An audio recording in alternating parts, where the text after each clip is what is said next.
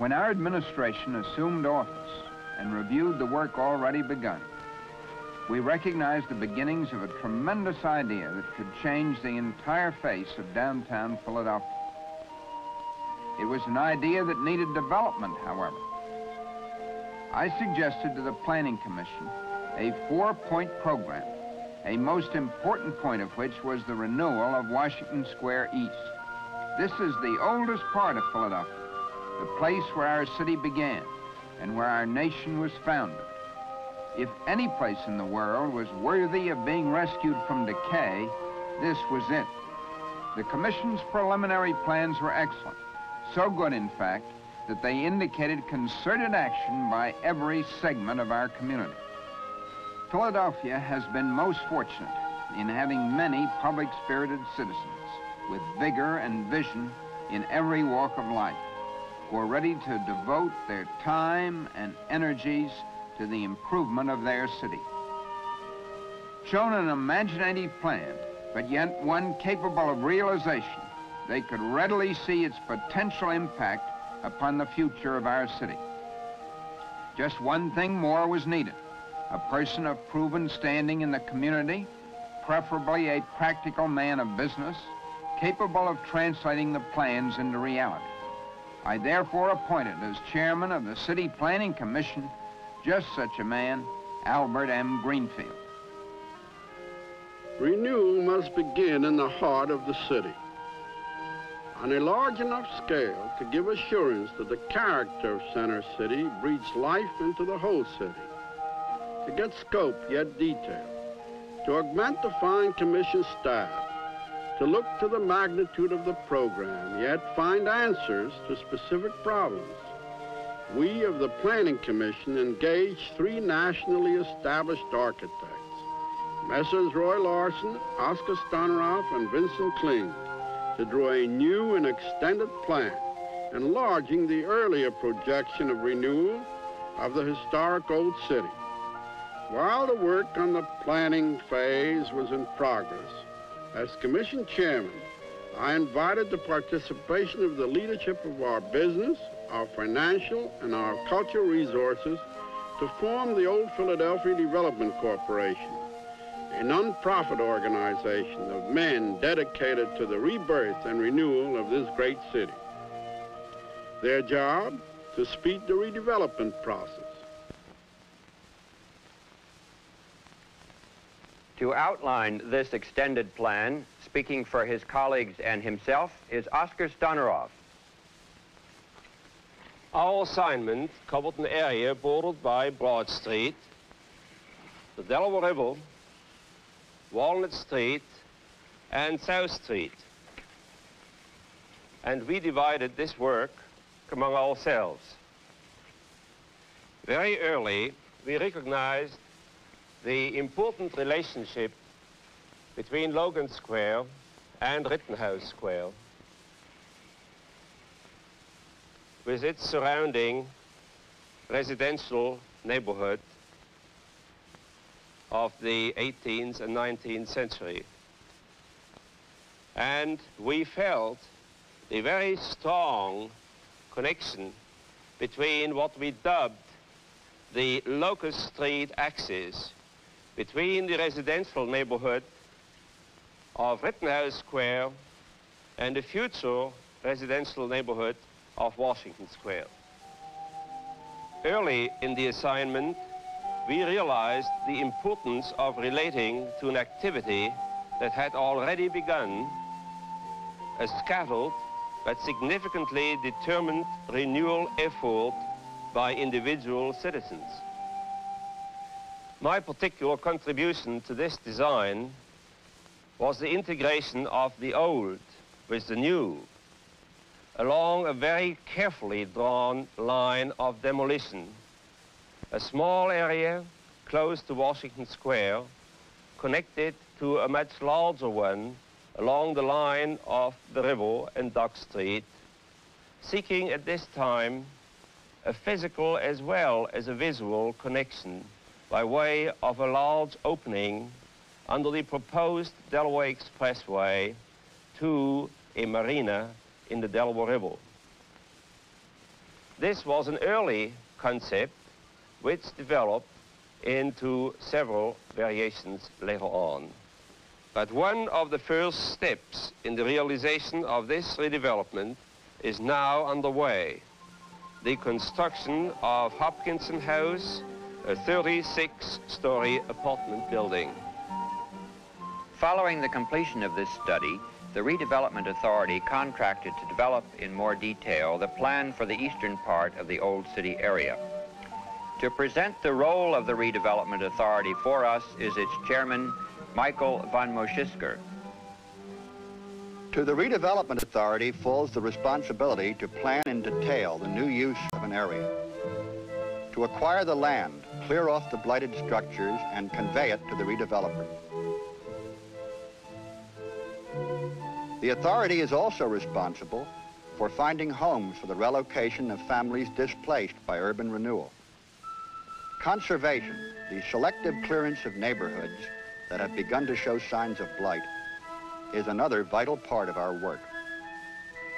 Equally important is the revitalization of whole areas and utilizing them to their fullest. In Philadelphia, we had the largest urban renewal project in the nation, Eastwick. Here, private enterprise, Reynolds Metals Company, is engaged in building an entire new community. Imaginative planning has separated the automobile from foot traffic in this new community of 60,000 persons. Residential streets are dead end to eliminate unnecessary auto traffic.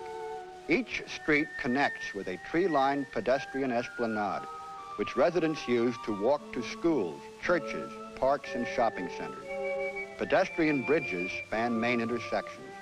Park-like areas border the walkway. It is a symbol of Philadelphia's determination to satisfy, within its borders, the cravings of its people and its industries for enough space and pleasant surroundings. Here, as in all other redevelopment projects, 1% of the cost of construction will be spent for works of art. Urban aesthetics have long influenced our plans for renewal. Following the Larson-Kling-Stoneroff study, the Redevelopment Authority engaged architect Preston Andrade to develop the plan for the eastern section of the Old City. His assignment was not to enlarge, but rather to enrich the design structure. This scheme was used as the basis for a great competition that was held to select a developer. 4 groups competed, and the developer chosen to complete the eastern half was Webben Knapp. The man who created the winning design was architect Yo Ming Pei. As we study the Society Hill development, we found that the ground rules set by the Philadelphia Planning Commission and their consulting architects were really quite sound.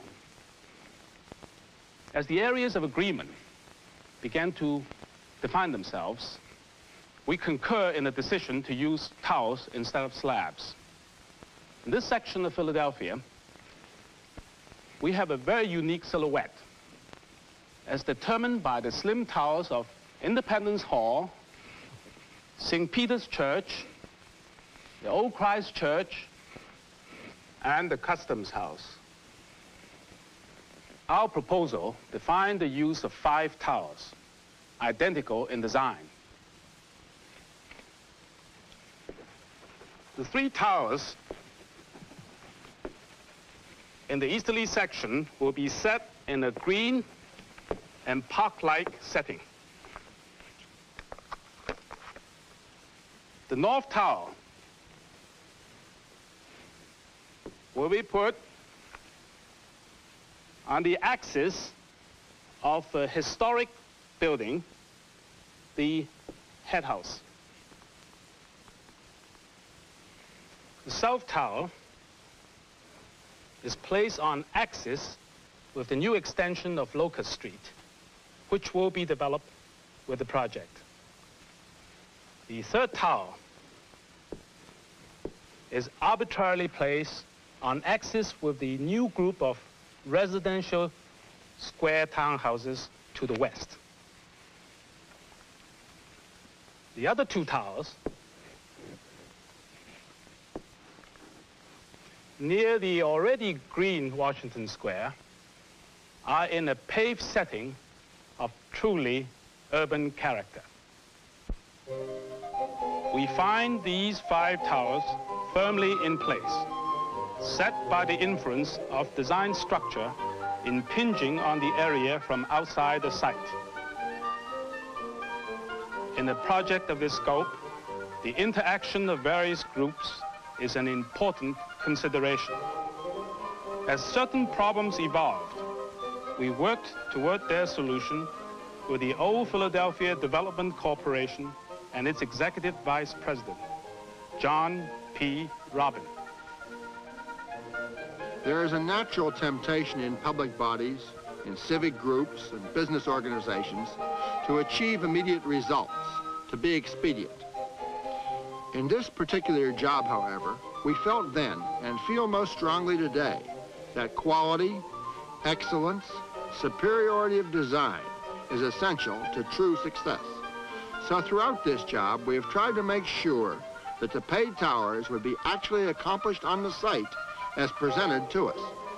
And during periods when it appeared that because of the admittedly higher costs of a superior design, this could not be achieved, we still stuck with the problem. And now, in our judgment, that problem has been licked.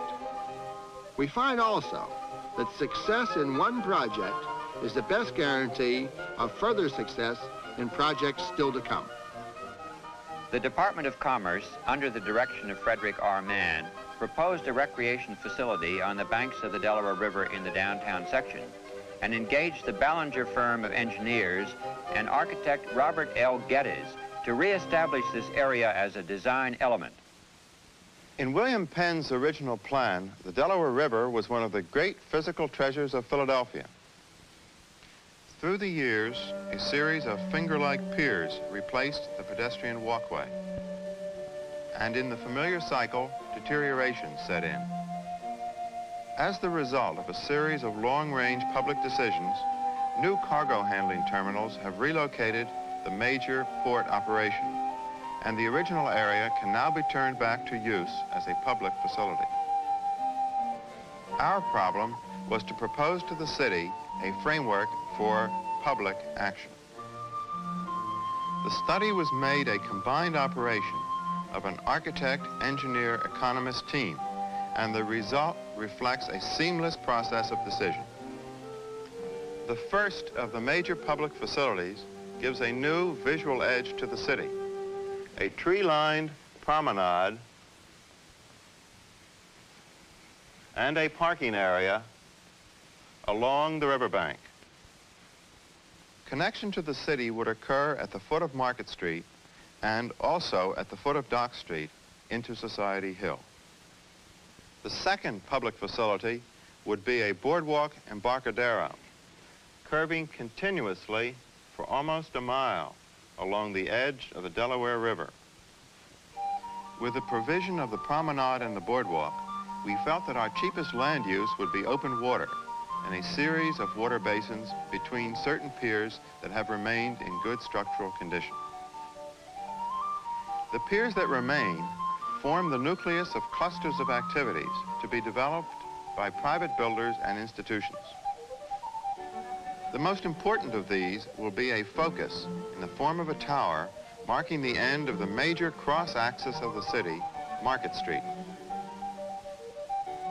To accomplish his role as an urban designer, the architect must participate as the engineering and economic decisions are being made. It is essential that the architect extend himself by making large-scale studies at the same time he prepares his small-scale sketches in order to understand the total setting of his design. In studying the whole of the Center City plan, we made an interesting discovery. The spatial disposition of City Hall to Logan Circle to the Art Museum is virtually identical to the spatial disposition of City Hall to the Mall to the Port Tower. This may be merely an accident of history, but it does reflect on another basic responsibility of the architect, He must do in our time what is implied in past city planning, in past city building. The last of these design extensions was conceived as part of the 1947 plan and was developed in detail by Roy Larson. The interpretation of a plan, the carrying forward of its influence in the daily decisions of government, is at least as important as the plan itself. This requires dedication by men of great sensibility and breadth. The City Planning Commission is fortunate in having just such a man as chief of its Land Planning Division, Irving Wasserman. This final design extension is the balance to our continuity north of Market Street, which includes many historic buildings and interesting buildings in this area. A major focus is determined here at Christ Church, which dates back to 1727. George and Martha Washington, John Adams, Robert Morris, and Benjamin Franklin worshiped here. A greenway extends to the west, where an approach will be made to the oldest Friends Meeting House in Philadelphia. Past Benjamin Franklin's grave, and a final return of this pedestrian movement to the great plaza of Independence Mall. As we look forward to the future, we do so with confidence because of the work that has been done, because of the support it has received, and because of the leadership given to the City Planning Commission by its present chairman, G. Holmes Perkins, Dean of the School of Fine Arts of the University of Pennsylvania. The Home Rule Charter of 1952 placed on the City Planning Commission many diverse responsibilities. The most important of these is the preparation of a comprehensive plan. This has now been accomplished. This plan is far more than a hope for the future, for it has placed upon it an accurate price tag which permits its total completion within our own lifetime. A second major responsibility is the annual preparation of a 6-year capital program which feeds projects into the process of government. This allows them to be built and financed on a flexible schedule. The Commission's interest, however, goes far beyond a purely functional and efficient arrangement of land use and buildings. We are equally concerned with the creation of an urbane quality of environment, preserving a human scale with space, variety, and beauty. We have worked towards these goals with many citizen groups and agencies who have vigorously supported the comprehensive plan.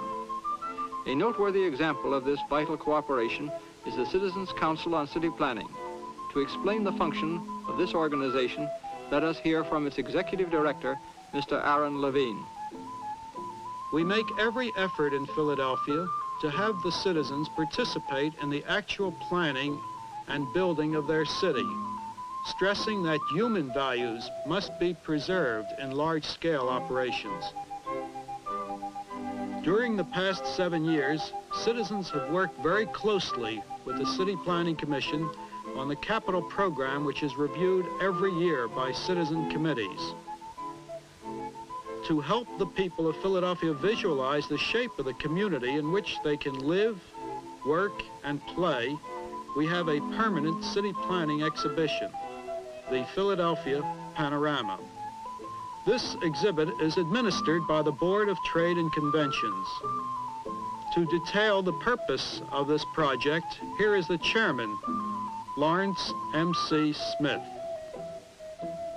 Ever since 1955, the Philadelphia Panorama has been housed in the Trade and Convention Center, to which over 1.25 million people come each year. This serves the city in 3 ways. First, it presents the image of Philadelphia to the great number of foreign visitors who come to see Philadelphia. Second, it tends to break down the jealousies and obstructions between the various surrounding counties and to create a feeling of interdependence in planning. And third, there are 30,000 school children from the parochial and public schools who come to this area for their social studies. They engage in actual planning tasks on a community level, and it serves to get them ready to accept the plans of the future and to accept planning in their lives. The citizens who have had the opportunity to see this exhibit go back with new vigor and interest in developing a newer and better city. An interest that can grow to maturity only under a progressive city government. And we have this vision and leadership in our city council and in its former president, now mayor, the Honorable James H.J. Tate. We are today embarked upon a genuine program for a more beautiful and modern big city, which will at the same time produce the means to support it. This program is planned on a continual basis to increase our facilities, our level of employment, our payrolls, and our products and services. Every project in our urban renewal program must necessarily be approved by City Council. This procedure requires study, discussion in executive sessions, patient attention at public hearings, and above all, leadership and vision on the part of our city councilmen. Never in American history has the reputation of a big city changed so favorably as has Philadelphia's in the past few years. We are and should be proud of the new public image of our city. We should cherish this new image and seek continuously to live up to its high standards by all of the means within our power. The mature resolution of the Center City Plan is not the work of one man. It is the cumulative effect of the individual efforts of a great many people over an extended period of time, each one building on the work of the ones before. In definition and form, it begins to emerge as a total image, encompassing all of the projects developed thus far and outlining the projects which lie ahead. Now let the members of the City Planning Commission staff who worked on the plan present it for you. The Crosstown Expressway forms one side of the inner expressway loop, precisely defining the southern boundary of the original Penn plan. Its depressed roadways have ramps directly connecting with the underground street system, serving a 6,000-car parking garage, a great terminal point for automobiles which do not contribute to the confusion of the surface streets.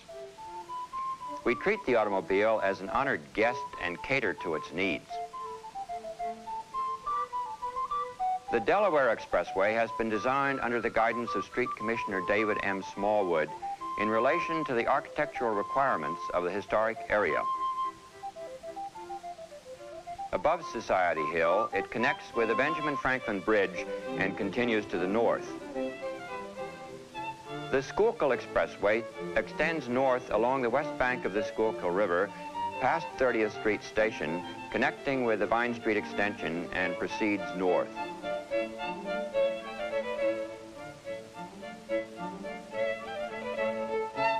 The project which completes the parkway, the Parktown Place redevelopment project, clears up a blighted section and marks the beginning of a park extension being developed along the east bank of the Schuylkill River toward a terminus at the Crosstown Expressway. Chestnut Street will become a gracious, comfortable pedestrian street, reclaimed for the pedestrian by the removal of automobile traffic and the installation of light electric trolleys moving directly into the parking garages connecting with the expressway system. It will be landscaped to provide an attractive shopping mall in a very pleasant visual setting. The Pennsylvania Railroad commuter system converges at 30th Street Station and continues to the present underground terminal at Penn Center.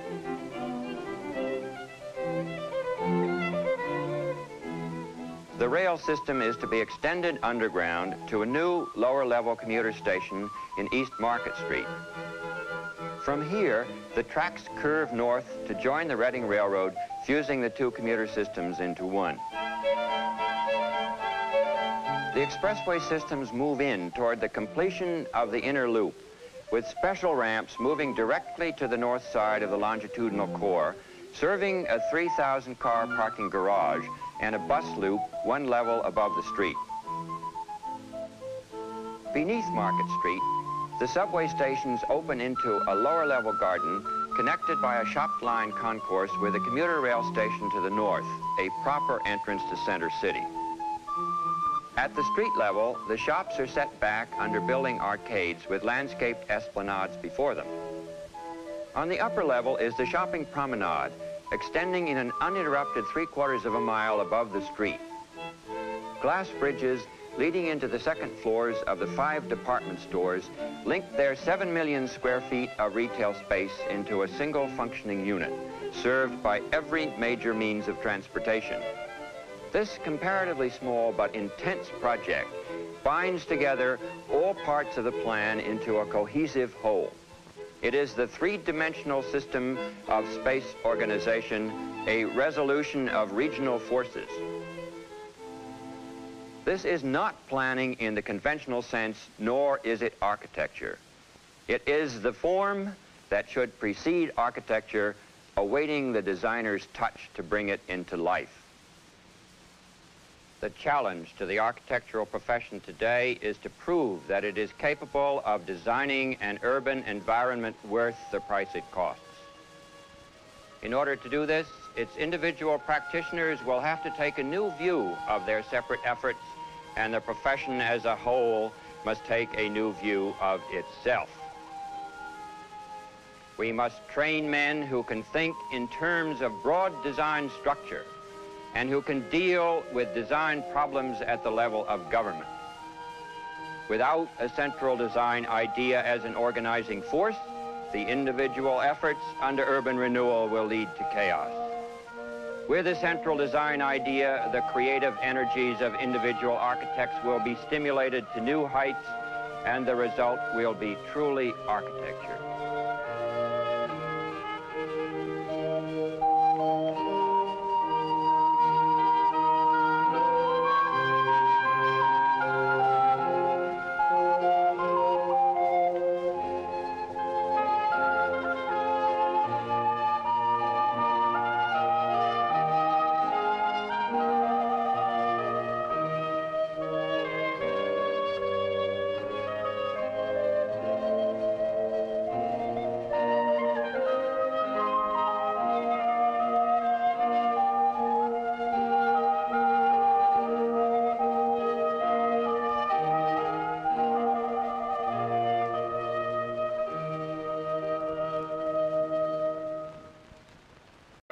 Was in progress. As Commission Chairman, I invited the participation of the leadership of our business, our financial, and our cultural resources to form the Old Philadelphia Development Corporation, a non-profit organization of men dedicated to the rebirth and renewal of this great city. Their job, to speed the redevelopment process. To outline this extended plan, speaking for his colleagues and himself, is Oscar Stoneroff.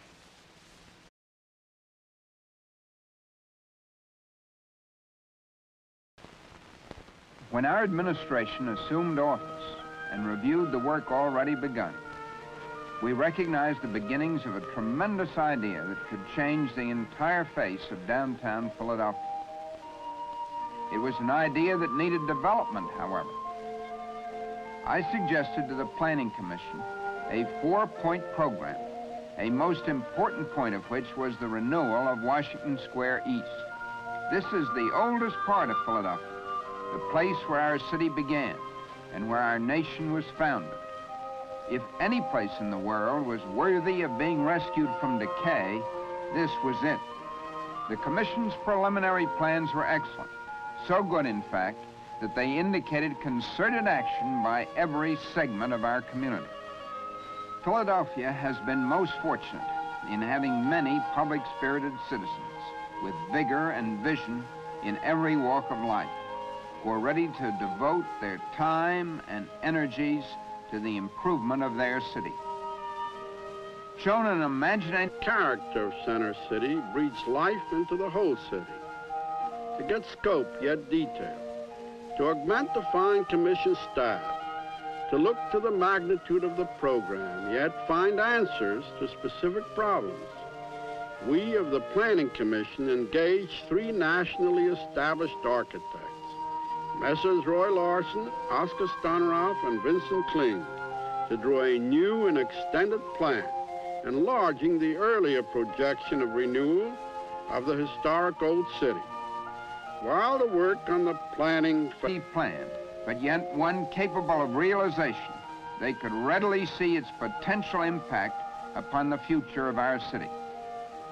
Just one thing more was needed: a person of proven standing in the community, preferably a practical man of business, capable of translating the plans into reality. I therefore appointed as chairman of the City Planning Commission just such a man, Albert M. Greenfield. Renewal must begin in the heart of the city, on a large enough scale to give assurance that the